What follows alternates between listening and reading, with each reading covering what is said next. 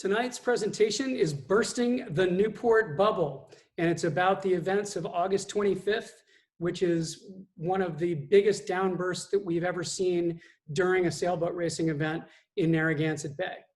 This is our second virtual lecture series, and we're delighted to have this great presentation from Mark Thornton from Lake Erie Weather on the weather, and a spirited discussion with an awesome panel of sailors that experienced one of the worst downbursts we've ever remembered. A special thanks to Emily Grigori, our events manager, for getting this together tonight and to get all the technology worked out. We will be recording this, and it will be posted through Sail Newport's social media feeds. That'll happen probably in the next day or so. I'm delighted to announce our new presenting sponsor of the Challenger Series, and that is a longtime sponsoring member and partner of the last two Volvo Ocean Race stopovers, Hinckley Yacht Services and Hinckley Yachts. With boatyards in Maine, Rhode Island, Connecticut, Maryland, Georgia, and Florida, they have your boat covered. And you don't have to be a Hinckley owner to get the experience legendary Hinckley service. In fact, over half the yachts they service in the various East Coast yards aren't Hinckley's at all. To experience the legendary service that Hinckley yacht owners have known since 1928, please contact one of their yacht care centers on the East Coast. And of course, their brokerage and new boat sales reps can certainly put you in a brand new Hinckley. For more information, go to www.hinkleyyachts.com, and thank you very much to the team at Hinckley for joining us and being the presenting sponsor of these great lecture series. As always, I want to acknowledge Dr. Charlie Shoemaker, who is for being the inspiration for these lecture series. Charlie's been a great mentor to so many sailors in Narragansett Bay. We're just proud to have his name attached to this series. It's a real honor for us. Dr. Shu was also in this crazy event, this crazy storm, and is online tonight. And welcome Dr. Shu and the entire Shoemaker family. Well, we can't wait to have you all back for these for these lecture series in our 11th hour great room. These are going to have to do for a while. We are planning more for the future, and we really look forward to those. They'll have a variety of different subjects, including the America's Cup, the Vendée Globe, and other pertinent topics in the sailing world. But right now, I want to bring your attention to our next event, which is our annual meeting. It'll be on December 9th at 6 p.m. This is a members-only meeting to go through our slate of directors, to go through the financials. You can make reservations at sailnewport.org. And please, if you're not a member and you'd like to come to this annual meeting, please join or renew your membership this month. And we look forward to seeing you on December 9th. We'll have a live guest from New Zealand talking about the American Magic campaign and an America's Cup update, which of course is an important feature of our winter. I'm really glad with this whole COVID thing that we at least get to watch the Vendée Globe and the America's Cup. We have our hometown team that we're rooting for. The live feed for the events are December 16th through 19th, the Christmas Cup, the Prada Cup, which is the Challenger Series in January and February, and of course the America's Cup itself match in March. The only thing that I've seen that they've done wrong down there so far is they hired this guy, Ken Reed, to do the commentary, again, for NBC. Actually, I'm very proud of him for doing that. I think that's going to be great. It'll be great to have his voice telling us what's going on down there. The boats are amazing. Our team is amazing. They're working really hard, and we're really looking forward to rooting them on in the Christmas Cup and the Prada Cup. So back to our event tonight. We named it Bursting the Newport Bubble. Now, for years, we have watched, on our radar apps, on the internet, watching big systems come across Connecticut. Newport tends to have a bit of a bubble where thunderstorms kind of dissolve as they get here. So this is my corny graphic, got a little bubble over Newport. And, you know, it's something that we've seen. It's a regular trend when we have a southwesterly breeze during these events where thunderstorms come across. But this event, this tonight, we're going to talk about a thunderstorm that burst that Newport bubble. Does anyone want to see that again? That was really cool. No. Okay, good. Oh, we did it anyway. We're bursting the bubble. So what do I mean by this bubble? This is something that we've seen time and time again when we have a southwesterly breeze and thunderstorms are coming across from Connecticut. We tend to get a little bubble of cold air that comes in and makes the thunderstorm get less intense. We also see it in this center one when they're coming from like Western Massachusetts down. As long as there's a southwest wind, we get that bubble. Now, the one on the right, on my right, I don't know if it's your right, is a line much like we had the other night.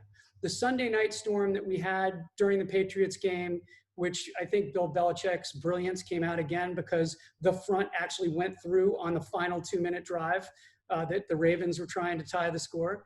But no bubble is gonna keep that thing from happening. That was a true force of nature. So, but that's me. I'm just a regular old sailor who likes to look at weather. Tonight, we have an expert. Mark Thornton is from Lake Erie Weather, and he is an expert in watching these storms. He's done a lot of seminars. He's the president of Lake Erie Weather LLC, a company that's dedicated to providing marine weather education and forecasting resources for recreational boaters, for kayakers, for whoever. He has Marine Weather blog and teaches basic forecasting seminars. Ladies and gentlemen, I'd like to introduce Mark Thornton to be our featured speaker tonight at the Sail Newport Challenger Lecture Series. Thank you, Brad. And thanks for the opportunity. I think it's really going to be a great evening here discussing the Newport bubble and why it didn't hold up on August 25th. All right.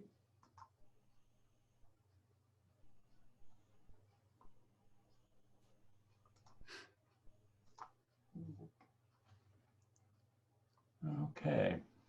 All right. So I'll talk a little bit about the Newport bubble and what happened on August 25th to make things a little different.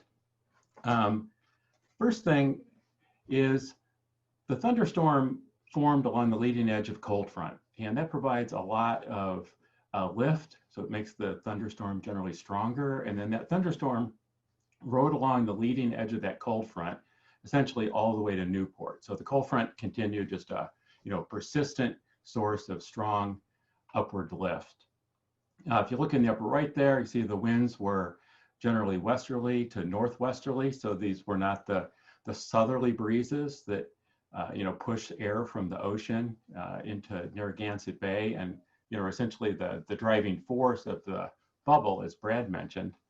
So on this day, since the winds were westerly or northwesterly, it wasn't moving that cold air into Narragansett Bay and into the western part of Rhode Island, so that thunderstorm then did not crash into that cooler air. The lower left and lower right panels sort of speak to the overall environment on this day, which was a pretty soupy environment at the surface. Pretty warm, mid to upper 80s. Dew points were pretty high, so relative humidities were high. So we really had a lot of low level warm air. And that really acts as the, essentially the gasoline that keeps the thunderstorm, firing. At much higher levels, so this is a very, it was a very good environment in the across the region for supporting this thunderstorm. So we had brisk winds aloft, so that also helps keep the thunderstorm thriving for hours on end. And then lastly, support from the upper reaches of the atmosphere, 35,000 feet up. The conditions were very supportive for upward motion, so that helped also to sustain the updraft. So we had like all of the ingredients were in the right place at the right time to create a very long-lived thunderstorm that, in this case, the Newport Bubble was not in place, but I think even if the bubble had been in place, this storm might have been able to reach the race course anyway. All right, so kind of on to the storm summary. So this is the radar image just about a minute before the downburst and blinding rain and hail. You'll hear a lot more about that when I finish the storm summary. Here's some pictures of the sky prior to the event. So pretty cool to see it on the horizon there. I really love the lightning bolt hitting the land. Very cool photos before the downburst reached the fleet. All right, so where did the storm come from? Well, actually southeastern New York. So here on the radar image on the right, you see just this tiny little blob. That is the fledgling thunderstorm getting started just about 4 o'clock. Just as I mentioned, it's forming along the leading edge of this cold front that's going to sweep down towards Newport over the course of the next 3 hours. So this thunderstorm, over the course of the next 3 hours, traveled 110 miles to Newport, sort of in a steady state. So I have a animation here that'll show the journey of that thunderstorm. Point out a couple of things on the way. Remember that the winds were westerly to northwesterly. A couple of other things to sort of notice from this is that you'll notice the storm is sort of moving a little to the right of the surface wind. And that's typical of strong thunderstorms. So if you were looking at a loop of radar, so a single radar image is not going to be that helpful because you really can't tell the motion of the thunderstorm. But if you were reviewing a loop, you would notice that that storm was moving to the right of the surface winds. And that could have been a clue that this storm was not your average thunderstorm. It was maybe perhaps a little bit stronger than, again, your average storm. All right, well, we can. Oh, all right, so there were some watches and warnings issued on this storm. The first watch, now remember, a watch is issued before things are actually happening. And it's really just a reinforcement to the forecast that, conditions may be suitable for the development of severe weather a little later in the day. So it really acts as a reminder. So this was issued at 3:10. You can see all the counties that were that fell under the watch. And if you read the text of the watch, you'll see that they were suggesting that wind gusts could reach 70 miles an hour. So this is about, again, 4 hours before the event. It was issued about an hour before the thunderstorm in question even formed. So at the bottom here, this is really the important part with watches. A severe thunderstorm watch, your message or your course of action to be stay alert to changing conditions. Not that anything is currently happening, but you need to be paying a little bit closer attention to the radar. Then there were two warnings issued on this storm. One at 6:23, you can see the watch box there on the left, did not include Narragansett Bay, but the text of that warning suggested wind gusts to 60 miles an hour. And then on the right was the marine warning that was issued. That was issued at 6:38, covered Narragansett Bay and out over the ocean. That included references to 50-knot gusts. So you might be asking yourself, how do they come up with information like this? How do they decide when to issue watches and warnings? And how do they know perhaps what the wind speed might be? Well, in today's world, it is largely radar-based. So they're looking at the radar. There are other products that can be utilized to sort of tell the speed of the storm, so they're relying upon that. And then they can get a judge for how strong and a thunderstorm might be and the path that it's going to take. The other thing that they rely upon is called local storm reports. So this storm had already had a history of producing high wind gusts, downed trees, some damage to buildings. So people are calling into the Weather Service. or perhaps it's an automated weather station that's picking up that data and relaying it to the National Weather Service.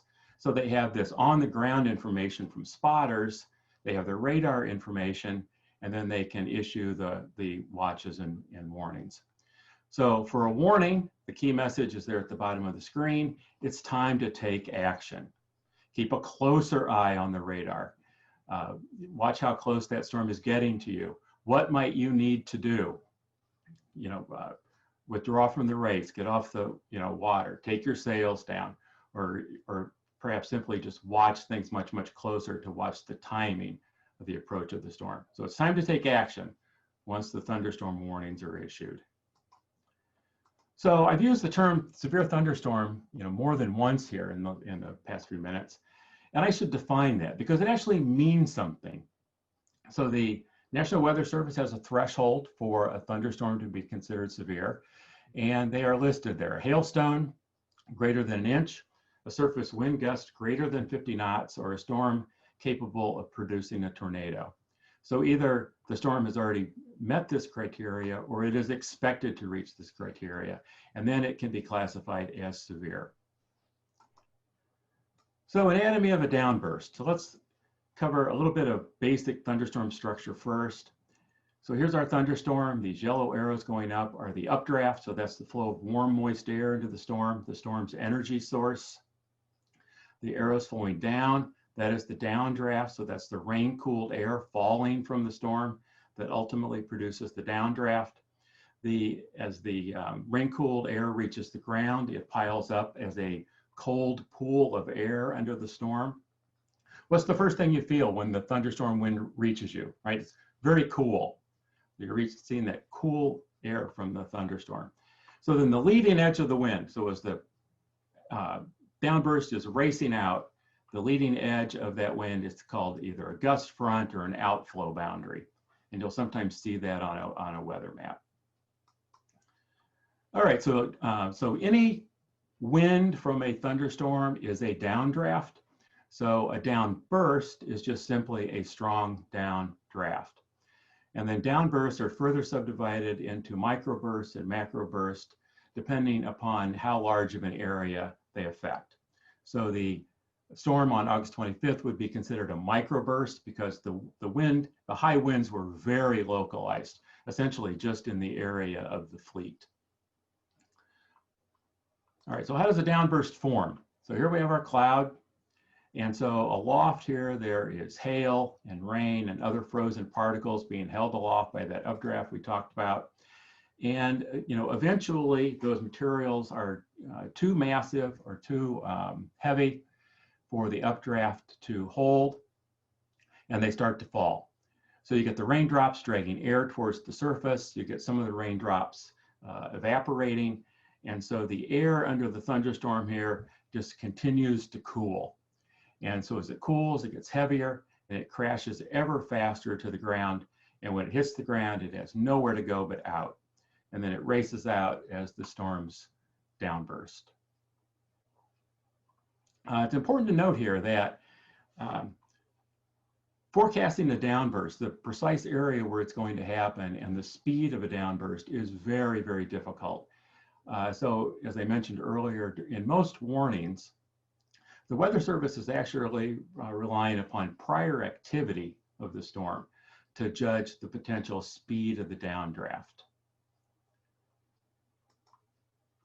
All right, so the direction of the downdraft can be really unpredictable. So here's our storm over Newport Harbor there. So it's possible that the wind could radiate out in all directions. That doesn't happen very often. It's actually a somewhat rare event, but it's possible. What is more prevalent is that the wind channels out in a particular direction. So you get no wind in all the rest of the areas and a channel of very high winds.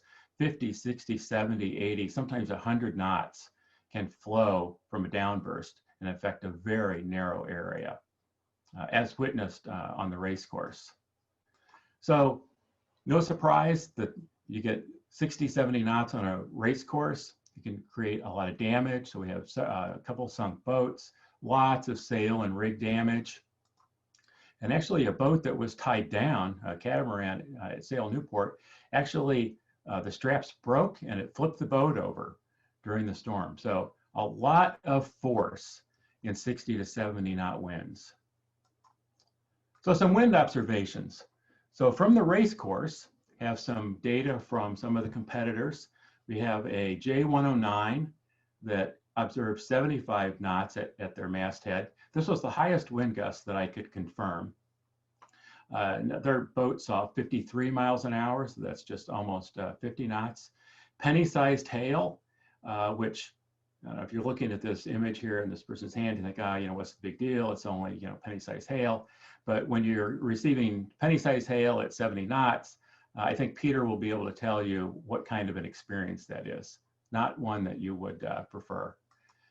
As far as automated stations, they really did not pick up the downbursts at all. Up at Quonset Point, which was northwest of the storm, the wind was never more than 7 knots. So the downburst completely missed the Quonset Point. The weather stations near Newport Harbor did pick up a little bit of the downburst. So the tidal station, it's located in that red circled area there, saw 30 knots at the peak of the downburst. You'll notice from the wind direction graph here that the winds were sort of northwesterly prior to the arrival of the downburst and abruptly backed to more westerly with the arrival of the brisk winds. At the Seaman station, so this is just an automated station there at Newport Harbor, saw a little bit more wind, about 35 knots, still way, way less than the boat saw on the race course, kind of reinforcing the fact that most downbursts are very, very localized and actually rarely captured by an automated weather station because there's so few of them. And then you get this. Mark, yep, sure. Yeah, real quick, to reinforce that point, we have heard that a call to the Coast Guard from someone was made to Coast Guard Station Castle Hill, and Coast Guard Station Castle Hill is like, what do you mean? There's no thunderstorm here. And that was less than maybe 3/4 of a mile away, and they didn't get any breeze at Castle Hill. So to reinforce your point, how narrow this was and that observation points didn't pick up, amazing. Right. In fact, I think even Peter will recount one of the sailboats was actually becalmed during when he went out to start helping. So they were outside the downburst. All right, then a couple of other sort of interesting non-wind observations from the storm. On the left here, sort of reinforcing the nature of the downburst. In the orange here, you have the air temperature. So this is the Seaman station at Newport Harbor. So a fairly dramatic drop in the temperature, about 10 degrees, that rain-cooled air from underneath the thunderstorm, which created the downburst. And then in the blue, you'll see the steep increase in barometric pressure as that blast of cold air under the storm results in a very small localized area of high pressure, essentially, which is the cause or the source of the incredible downburst winds. And then what I found really interesting was from the tidal station. On the right is the water level from the harbor. And as you see here, prior to the arrival of the downburst, the tide was steadily going out, so water levels were steadily dropping. And the wind and the air pressure from the thunderstorm actually raised the water level in the harbor. Not a lot, but about a ½ an inch. So it was actually capable of essentially halting the flow of the tide and increasing the water level at the tidal station. And then, of course, after the downburst quickly passed, the whole event was over in about 3 minutes. The water level once again started dropping as the tide went out. Is that something that you've seen before, Mark? Yes, and actually here on the Great Lakes, we refer to them as meteo tsunamis. And there have been a couple of instances in the last few years where essentially a tidal wave of 4 to 5 feet formed from a thunderstorm and came ashore about 40 miles from the storm. It actually crossed the lake. and people were waiting on the beach, beautiful sunny day, and out of nowhere a tidal wave rushes forth and sweeps people and boats and beachgoers out into the water. That's fairly common occurrence on the Great Lakes. That's crazy. Yeah, it is crazy. All right, and with that is kind of the quick summary of the storm from a meteorological perspective. Great. Well, thank you, Mark. And Mark will be back a little while after we do the panel discussion. And he's going to bring us through some of the online things that we can look at, some of the apps, some of the websites, and all the different areas. And Mark, if you could unshare your screen for a second. There we go. So the next part of this lecture series, the Challenger Lecture Series, is a panel discussion. And we're really fortunate to have 4 folks who were out there in the storm and have personal experiences from different kinds of boats.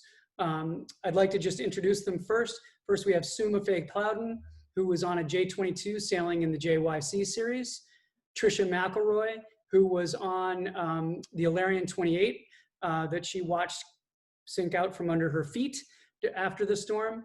Martha Parker, who was actually on with Charlie Shoemaker on Charlie's Challenger, sailing in the Newport Yacht Club series.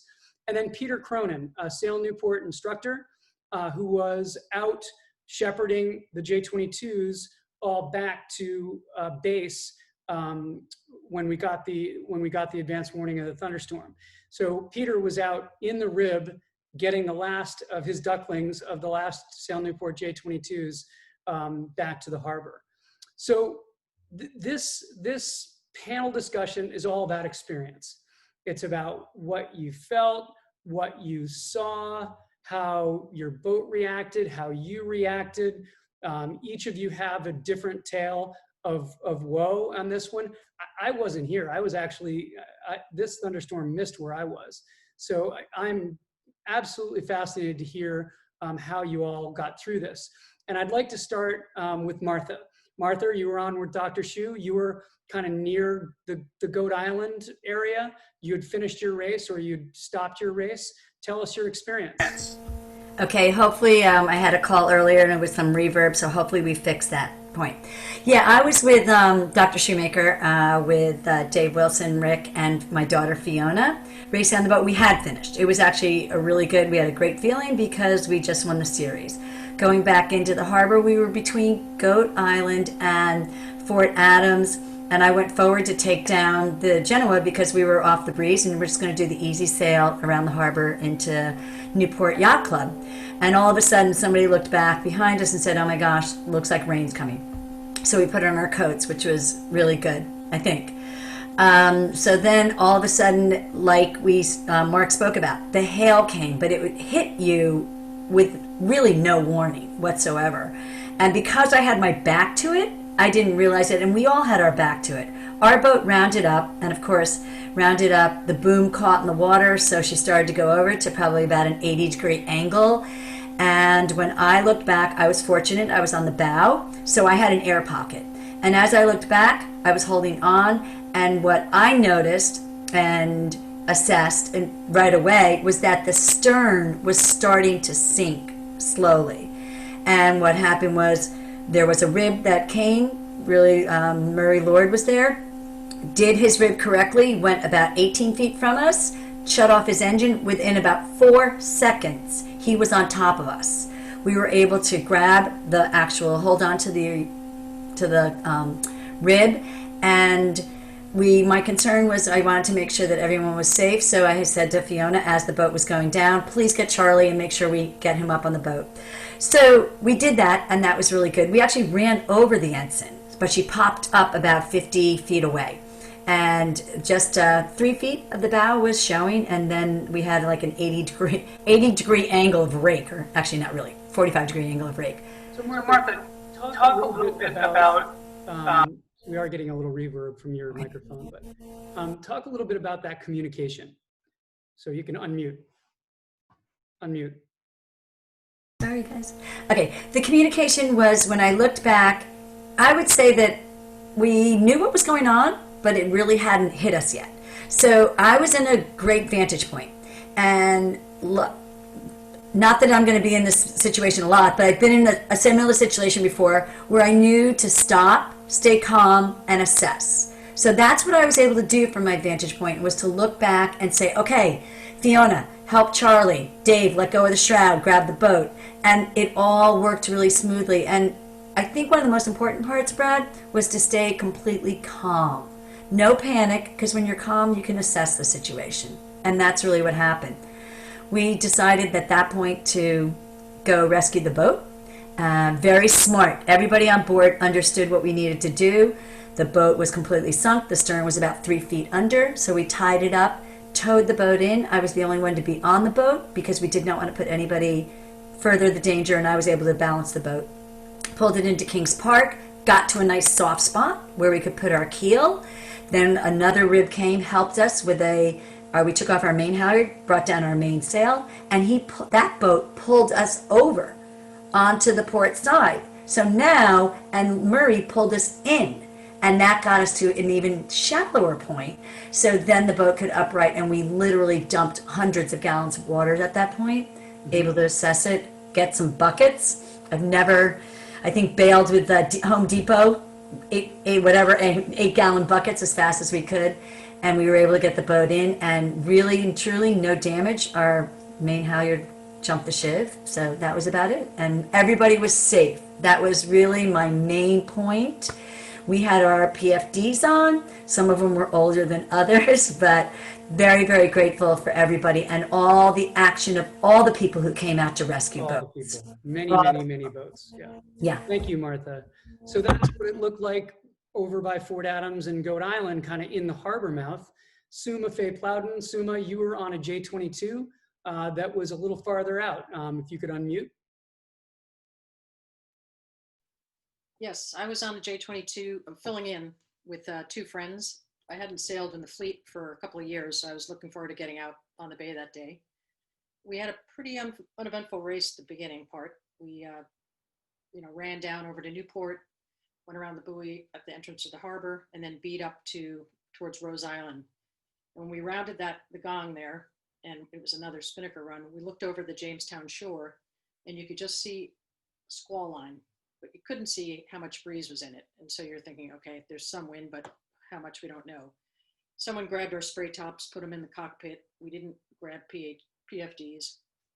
Then we put the spinnaker up. We had a bad set. The breeze was picking up. We decided, let's just dump it. Let's get it down. Got it down, put it down the hatch. As soon as it was down there, we just got walloped by a gust that just laid the boat over about 80 degrees.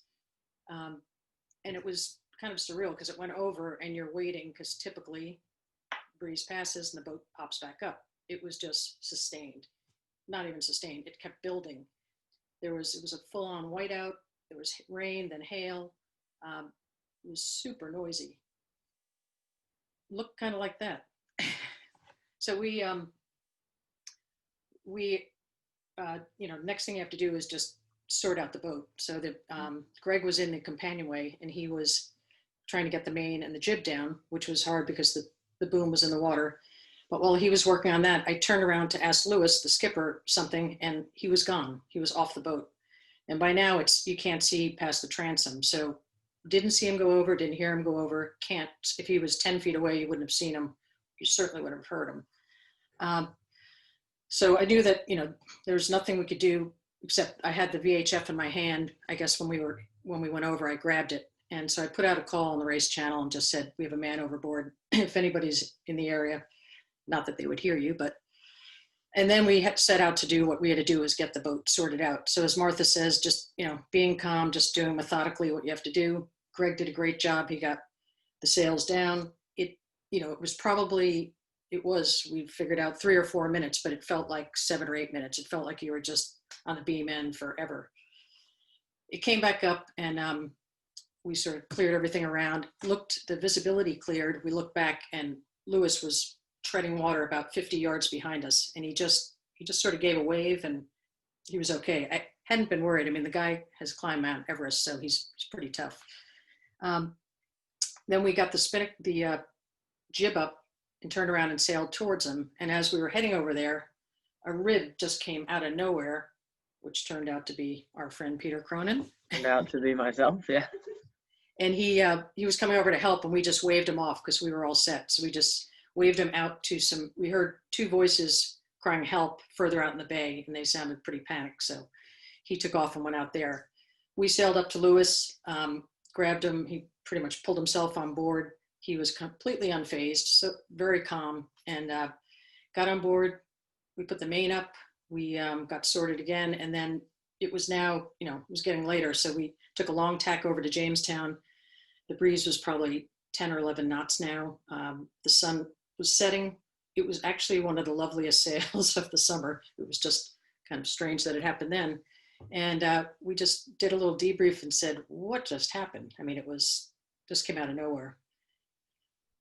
I Well, think Suma, that's a great recollection of the storm. And I'm sensing a trend between you and Martha so far, and that's calm. I'm not so sure I would have been that calm, or you don't know going into a situation to be calm.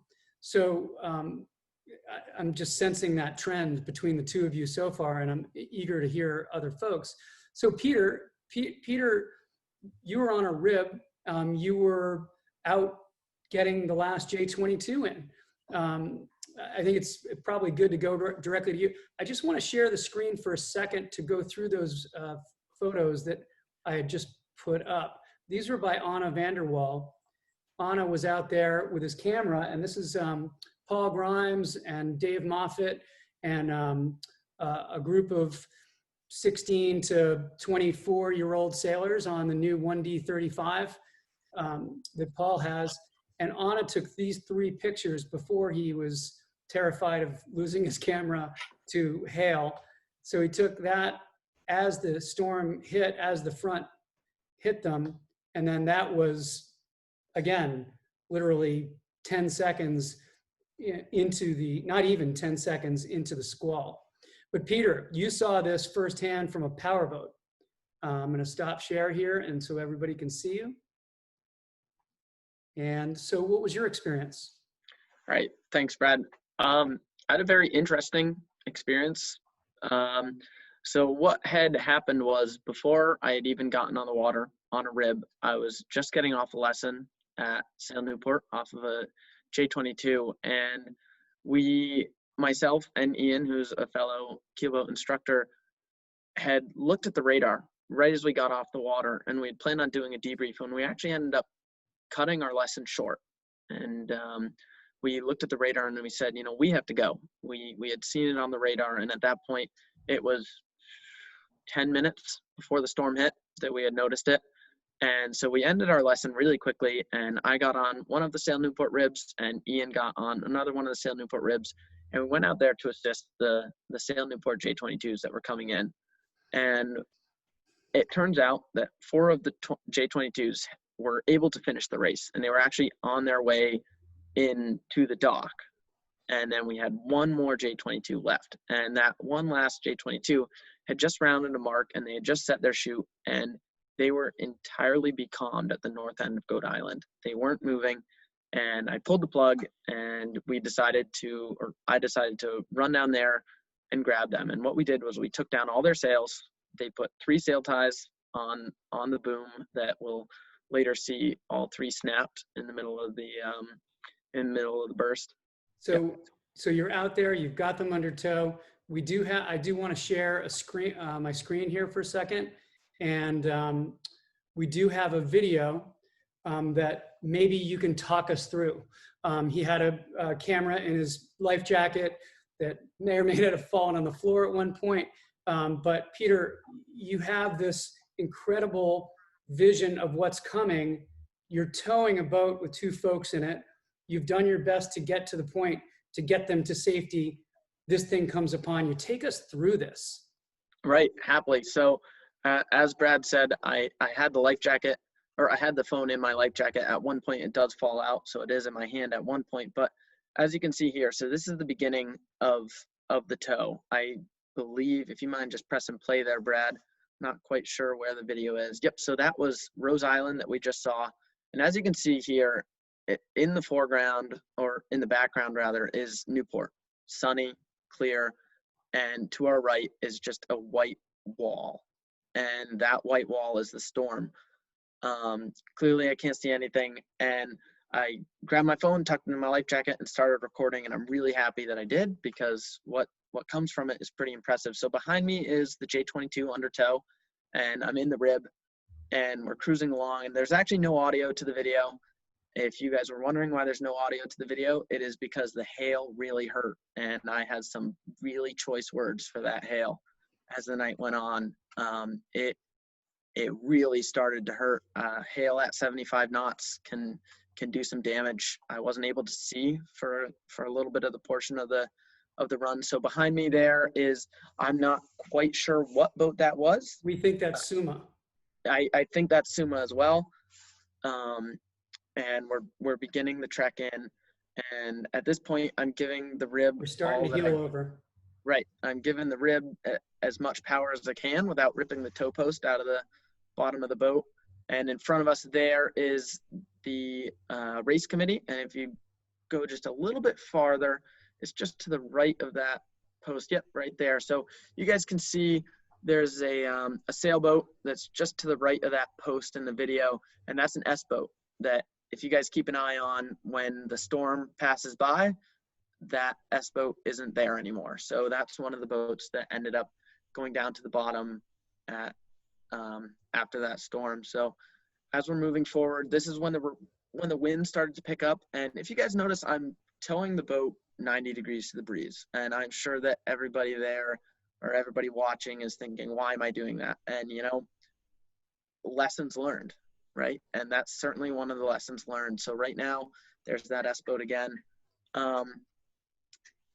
I could go back and change it all, but at this point, I am towing the boat 90 degrees to the breeze, and I had no idea that this storm was gonna be just as strong as it was. So there's that S-boat. That's gonna be the last look that we get at that boat before it goes under. And I'll turn around, and that's bare poles. So that J22 has no sails up. The sails are all tied down to the boom, and it's already heeling over. And this is when I realized that I should try and start turning my boat, but I was unable to. The breeze was so strong that I couldn't turn my boat anymore. I had the wheel all the way over, and nothing was happening. I'm really thankful that I had a full tank of gas, and maybe I gained a few pounds over the summer. Yep, right there. Thank you, Brad. I was scared for the rib itself.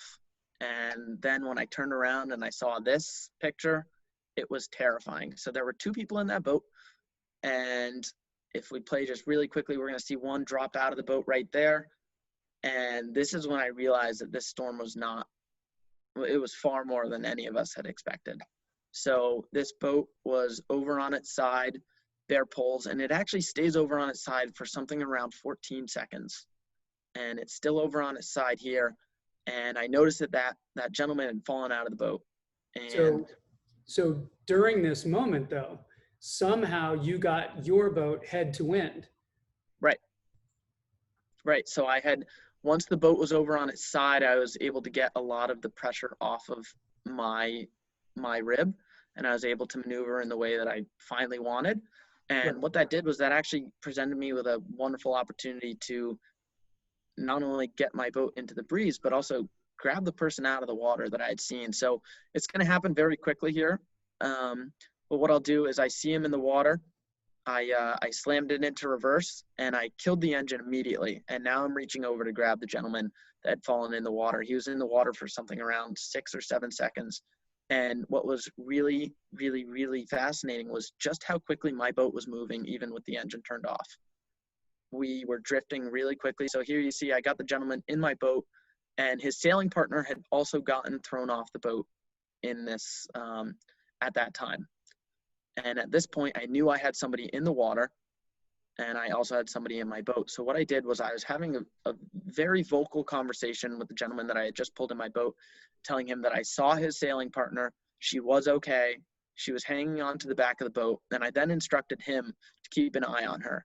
And the reason for that was I both had to maneuver my boat and keep it pointed into the breeze because it was still blowing around 30 to 40 knots here.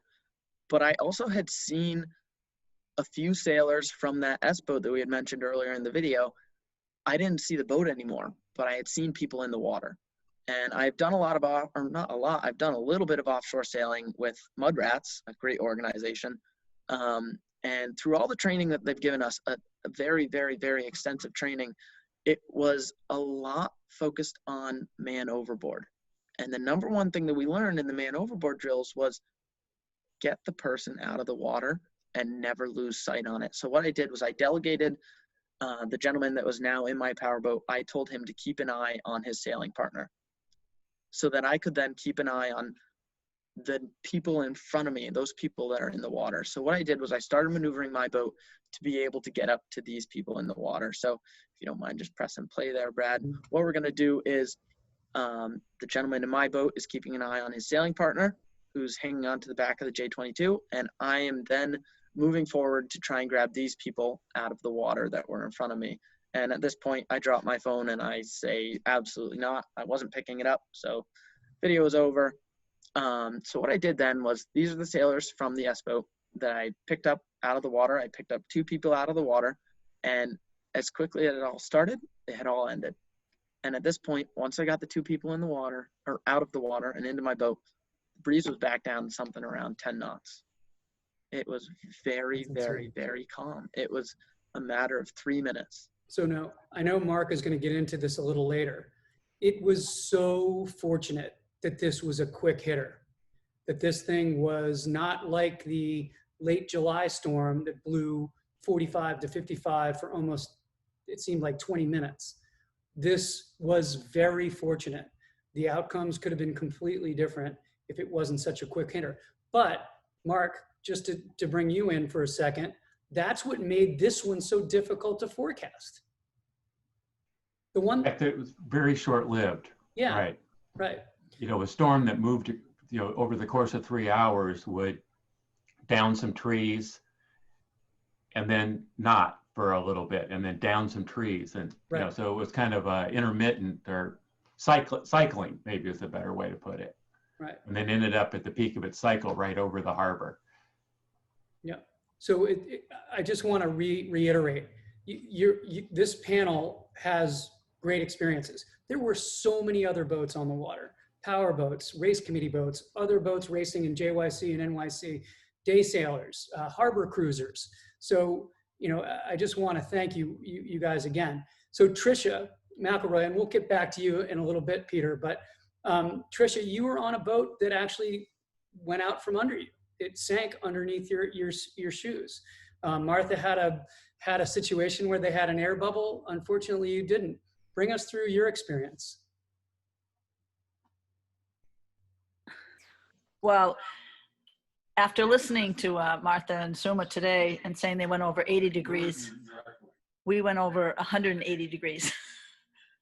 And we had just, you know, we saw the storm coming.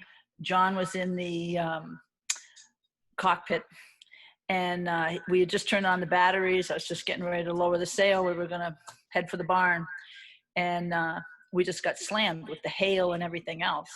And the boat just went like right over 180 degrees into the water. And John and Joan actually got off and tried to stand on the keel, which didn't help. And then I stayed on the boat. They got off, and I just, you know, I'm sitting there waiting for it to pop up, and it never gave a lift. I had a long conversation with Carol Vernon today about it, naval architect. And, you know, we saw some of the other boats, but I tried to get a range on land so we'd be able to find the boat.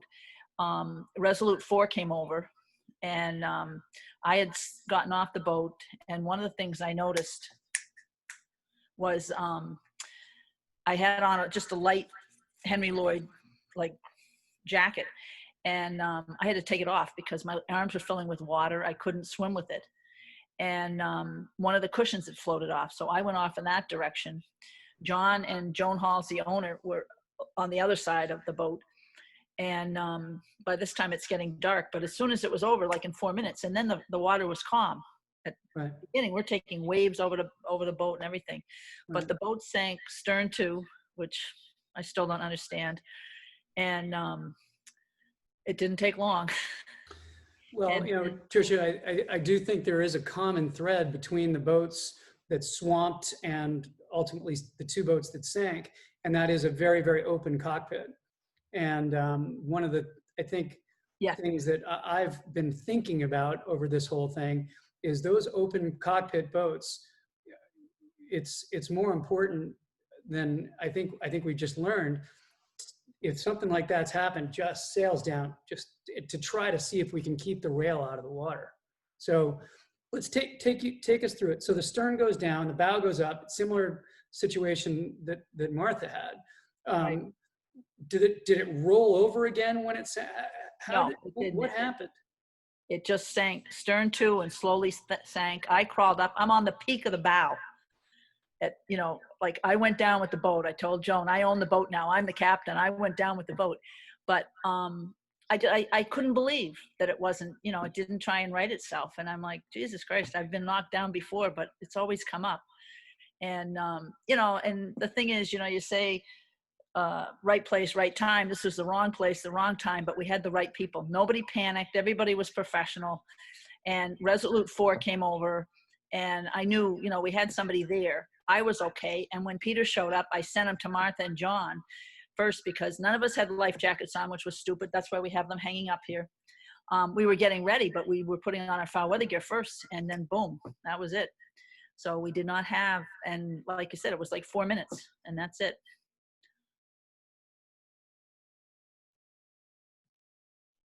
We have a question from the Q&A from Bill Neller for Tricia. Where did the water enter the Illyrian?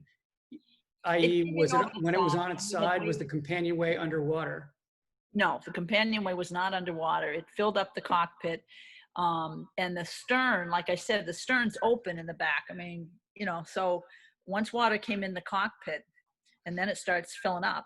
And the other thing that we learned was both of our bailing buckets were on the starboard side, and we went down starboard side too. Next time I'm having a bucket on both lazarettes because I didn't want to open the lazarette because it was so low. We just, would have taken on a lot of water right away. Mm-hmm. And I thought, this isn't going to, but it just kept going. Well, I do want to say all's well that ends well. The boat came back up. The salvage company did a great job, got the bags in it and got it floating within a couple days. Do any of you guys have a question for each other? Great. So what we'll do right now, and we'll keep you guys here because we have some questions from the audience that we're going to do a little later. But we'd like to go back to Mark. Mark has some other things that we can look at in terms of apps and weather maps and websites. So I'm going to have Emily spotlight Mark's video, and he can share a screen. All right. Thanks, Brad. All right, so we're going to just quickly go through here some consider sort of 5 key skills for avoiding thunderstorms. So we don't have time to really go into any detail on how to use these products. We're just kind of going to introduce them. All right, so rather than you feverishly writing things down, all the materials that we're going to talk about tonight are on a web page on my site. Emily is going to post the link to this in the chat box so you can get the presentation and so forth afterwards. At my presentations, I'll hand out what I call field guides, and they're just quick resources for key points on forecasting topics. So you can download those also from the webpage that's posted. And I've added a marine weather dashboard that holds a lot of forecasting links and imagery for Narragansett Bay. And again, the link for that is in the chat box. All right, so some key skills here. So first is really understand the ingredients for a thunderstorm. And when all of these are in the right place at the right time and the right magnitude, it sort of defines what type of storm you're going to have and the strength and how long-lived they might be. And so it's sort of like baking a cake. You need everything in the right place at the right time. So being able to assess the ingredients on any particular day will give you an idea of what storms might be capable of. Understand that not all thunderstorms are the same. There are several different types of thunderstorms, and with those types have different lifespans, different potential for damaging winds, and so forth. Learn how to use a weather map. This is the weather map on the day of the event. This is from the Weather Prediction Center, part of the National Weather Service. See this blue line here is a cold front. This hatched area is an area where severe thunderstorms were possible. And so this was issued before 8 o'clock on that Wednesday morning. So reading the weather map could have been part of the clue for that day. This is a convective outlook. So this is a risk for severe weather, a little more specialized product for severe weather forecasting, but really handy for helping to assess the risk of severe weather. And remember, that's the criteria-based system that we talked about earlier. Thunderstorm outlooks are really helpful for the potential for any kind of a thunderstorm, so severe and non-severe. And this is the map that shows the risk from 4 p.m. to 8 p.m. on the night in question. So it had a 40% chance of thunderstorms at that time. A hazardous weather outlook, really, really helpful. This is from your local National Weather Service office outside Boston. And this is written for you, non-technical language, and it describes what the nature of the severe risk might be day to day. So really helpful for mariners to read. You can learn a lot about thunderstorms by reading hazardous weather outlooks. And of course, everybody's probably reading the marine forecast. Oftentimes, the forecast might say, showers and thunderstorms likely. Well, that's not very helpful because it doesn't tell you anything about timing or what type of thunderstorm that you might be experiencing. So reading that hazardous weather outlook is really key. That will give you the detail that would be missing from the standard marine forecast. And then skill number 5, and really an important one, is learn how to use Doppler weather radar. So with all of these products, you can do some research over the winter, or perhaps take a weather class or something. But really learning how to use these products is going to make a big difference in your ability to assess and monitor severe weather. But I want to make a couple key points here about radar. First is radar images are not live. It's the past. And depending upon the mode that the station is in, it could be 2 to 6 minutes old. So squall line, and this thunderstorm moved at 40 knots. It can move, several miles in the span of 2 to 6 minutes. So remember, it's the past. The storm is probably much, much closer. And then the second point is storms that are a long way from the radar station are typically poorly sampled. So they might look much weaker than they actually are when they are, the range of a National Weather Service radar is about 120 miles. So when it's at the extreme end of that, you're not really getting a good look at the storm. Several products that can be used to be really, really helpful for thunderstorm monitoring. Reflectivity, velocity, and echotops are particularly important for sailors. So in order to use radar, you're really going to need an app. And you cannot go wrong with Radar Scope. It's the one I've been using for a number of years, really full-featured. But any app that meets sort of these qualifications, I would consider a full-featured app. So you got to have a wide range of products, and the ability to pick the radar station, so not just have one where it defaults to the station closest to you.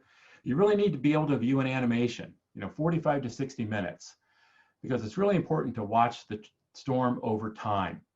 And what that storm has been doing for the previous 30 minutes is most likely what it's going to do for the next 30 minutes. You really get a sense of the evolution of an approaching thunderstorm. Some extra tools are nice.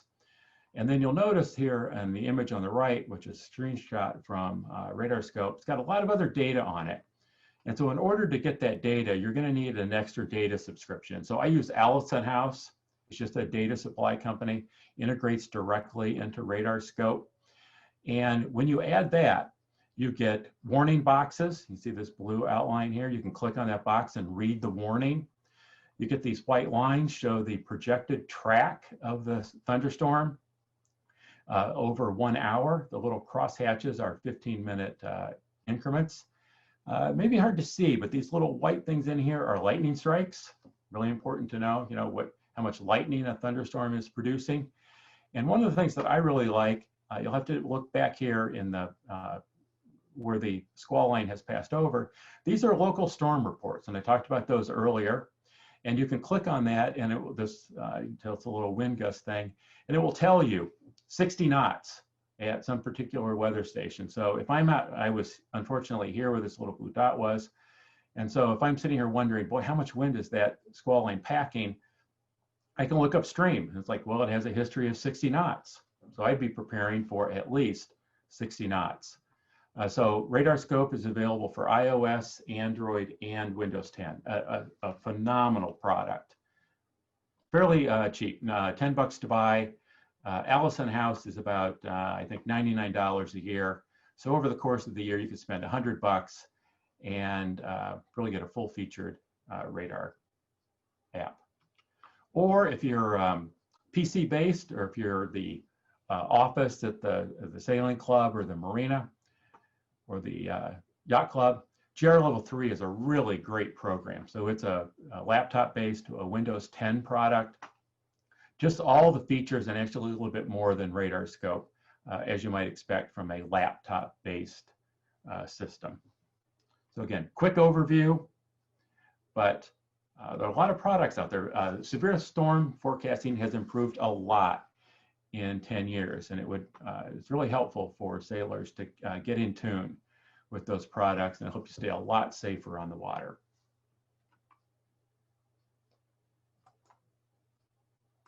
Fantastic. Thank you very much, Mark. We do have some questions that we're going to be going through right now. First, I'm going to do a little speed round.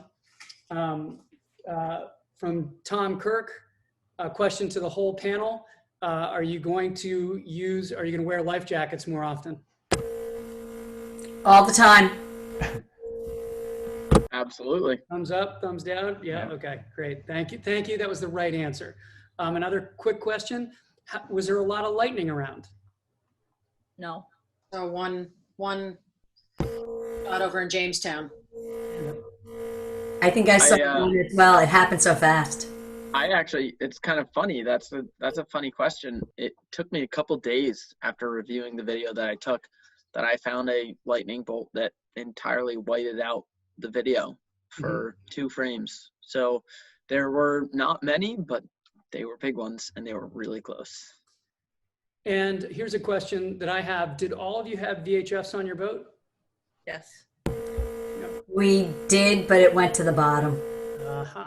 It was in the cockpit. There you go. Yes, I had 2 actually, and thank goodness, because one of mine broke. There you go. Okay, so Emily has 2 or 3 questions that she has from the Q&A session. They're for a variety of people. I think most of them might be from Mark, though. So first, we have a question from Mark from Lindsay of Newport. Is the Newport bubble a scientific weather consideration and not just anecdotal?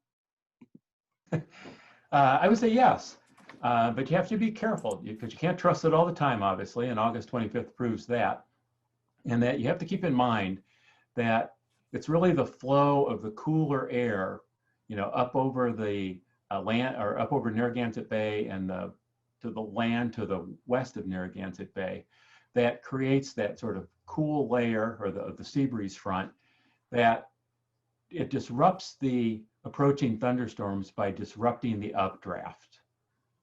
So you need that southerly breeze to move that air up. So if you have thunderstorms approaching and the winds are westerly or northwesterly, the bubble's not going to be very effective. So you don't always trust the bubble, and don't treat all thunderstorms the same.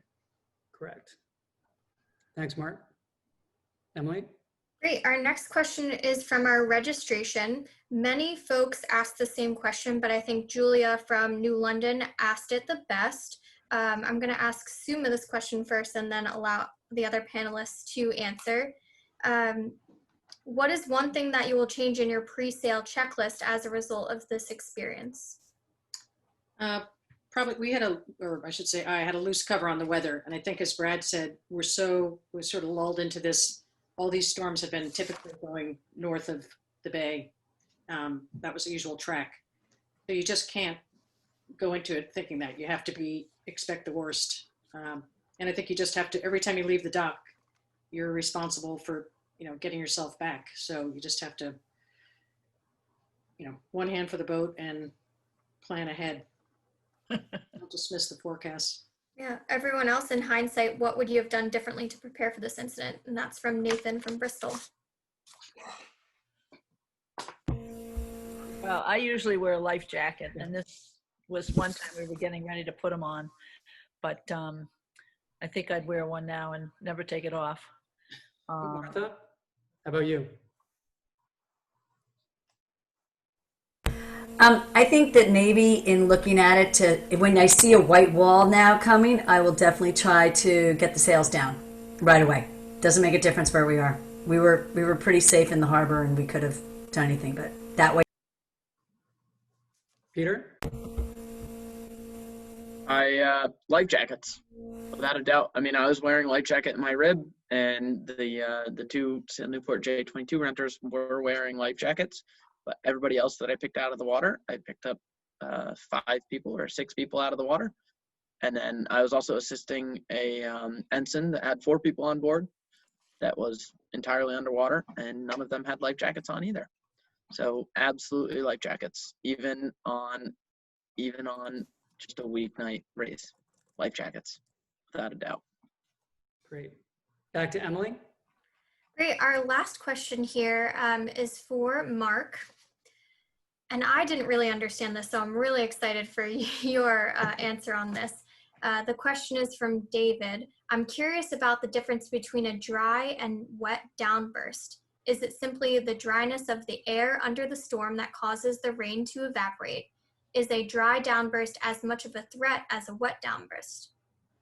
Okay, I'll answer the last part of it first. Yes, any kind of downburst is dangerous because the wind gusts in both are extreme, and you're on the money there. So in a dry downburst, the air, or a layer of the air, perhaps not right at the surface, but a layer much higher up beneath the thunderstorm is very, very dry.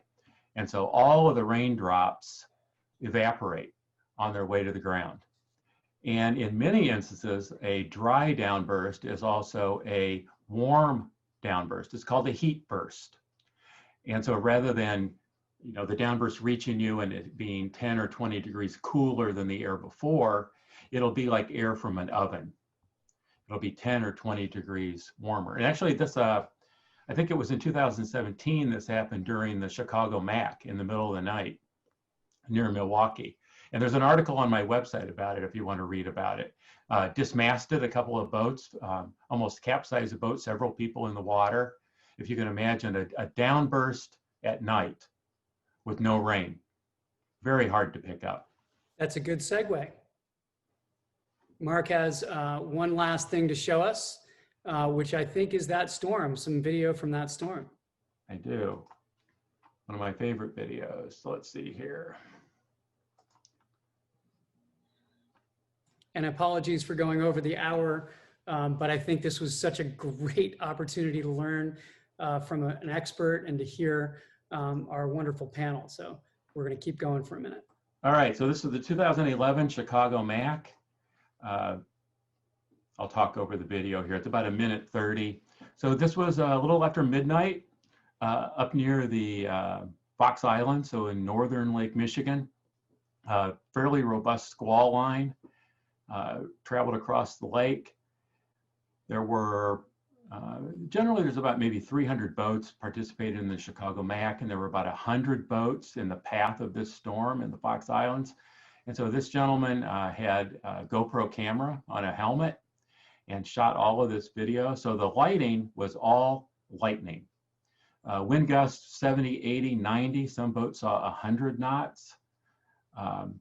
Several dismastings, lots of sail loss. Unfortunately, some people injured. And 2 people died when a Kiwi 35 capsized in the middle of the night. But this video I always find sort of chilling, and particularly at night, it reinforces the adage of you should always have your life jacket on, because these people were sailing on, they saw the lightning, but were completely sort of taken by surprise by the ferocity of the wind. There were a couple collisions here also, people overboard.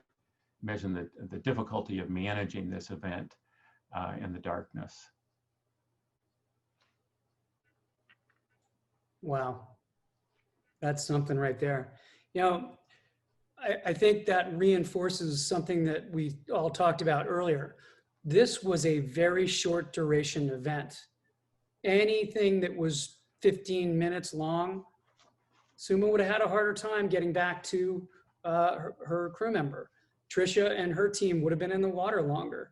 Martha, I'm not sure that the boat would have lasted for another 15 minutes of that.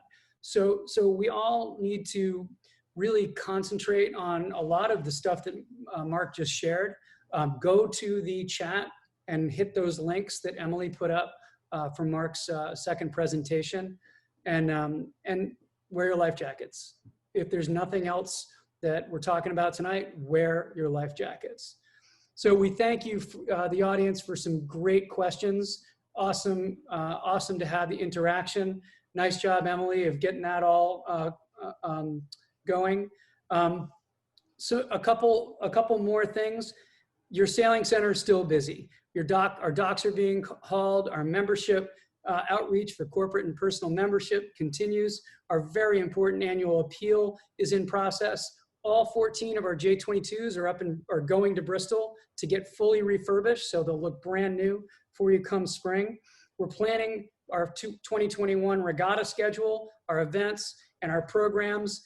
We're hoping, like the entire world, that this thing changes and we're back to a more normal summer. The annual meeting is again on December 9th, and we thank you all for coming, but we thank Mark Thornton for his wonderful expertise, and your way of getting that information across to us was brilliant. We will continue to provide some fun and informative content, both online through Challenger Lecture Series and also Sail Online events, our e-sailing partnership with Sail Online. So, and of course, all of us are going to be watching with great anticipation the America's Cup, and continue to watch the drama that is the Vendée Globe. It gets us through not seeing a lot more sporting events live, right? We get to watch it online. So thank you to Martha and Tricia and Suma and Peter. And thank you to everyone that was on the water that night that helped. And thank you to all those who shared wonderful experiences. And again, wear your life jacket. Nice Sail Newport logo there, Tricia. Well done. So I think I'll end this once again by saying thanks, Charlie Shue. Thanks, our panel. Thanks, Mark. And we look forward to seeing you later. Thank you, Brad. It was great.